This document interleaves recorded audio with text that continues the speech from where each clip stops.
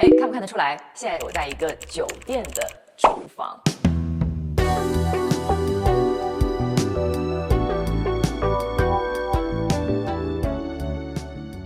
現在的這個廚房是國內著名的設計師謝克老師設計的。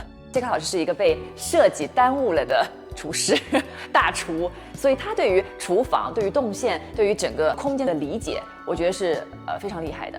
他把色調、燈光、顏色的對比，它的材料的搭配的那種融合，純粹用美學的一己之力，把这個貴氣感跟這個時髦感拉了出來。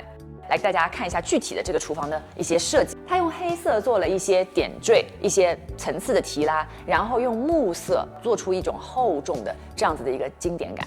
再來說功能的這部分，這一塊放的都是實用的器皿，一目了然。不僅是直接拿出來這邊用，倒個茶，你看茶包啊。有個水壺啊，倒一倒啊，而且它擺在一起就是你自己的審美體現，又好看又實用。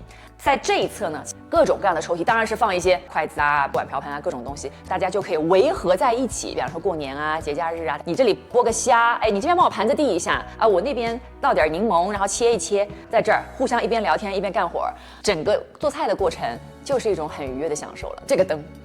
有沒有一點包豪斯的感覺？馬上提亮來了一點 disco 的時髦亮點在這邊。很多時候廚房很多油膩嘛，瓷磚當然是一直以來我們中國人的首選，但是瓷磚有時候如果全部都是小白磚，它會沒有那麼貴氣，對不對？家電、廚電和黑色的石材的這個肌理要這麼重要的去搭配，這樣才會顯示出它有層次感。所有的東西其實都是有細節的審美的統一的。你們有沒有覺得很多調料擺在這兒七七八八的，很容易有油煙？做清潔的人都懂，放在上面，哎，其實拿也挺方便。然後在陳列的時候有一些上下的層次感，讓空間也會顯得更加的充實。這邊還有一點啊，就是它的這個窗戶，是因為結構的關係，上面只開半扇窗，其實它的開闊感也很強。在這裡料理，我在這邊走來走去的時候，它這個光打過來會有一種油畫的光感進來。我覺得它這個廚房目前為止啊，是我看過來最實用。加上設計，加上動線都最合理、最舒服的一個廚房。那其實這個廚房還有最妙的一點是什麼呢？它晚上那種溫暖的家的感覺會更加強。這邊是一個中廚嘛，旁邊其實還有一個西廚的小廚房，讓會更加的像是一個朋友間的、閨蜜間的，甚至是女生宿舍這種都很合適的那種小吧台的小廚房。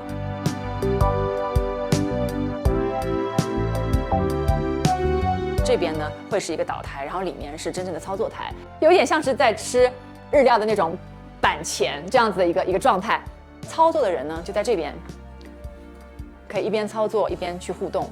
這個桌子其實來的時候會覺得說，哎，把它拿開了以後，你四四方方的放在那邊，其實它很像是一個展廳。你有了這麼一個小的角落去陳列一些氛圍感的或者是一些自然的一些東西的時候，就會感覺它頓時整個的空間看上去就很有張力了，有呼吸感了。當你在自己家裡面去做一個小廚房的時候，如果你空間有限，其實一個小邊桌就好了，放一些鮮花，放一些小蠟燭，它一下子會讓整個空間產生了那種氛圍感，生動的這個情緒在裡面。那看了我今天的廚房特輯啊，不知道現在愛美食，然後愛家的溫度的你，有沒有一些新的靈感呢？謝謝啦，我們今天就到這邊嘍，拜拜。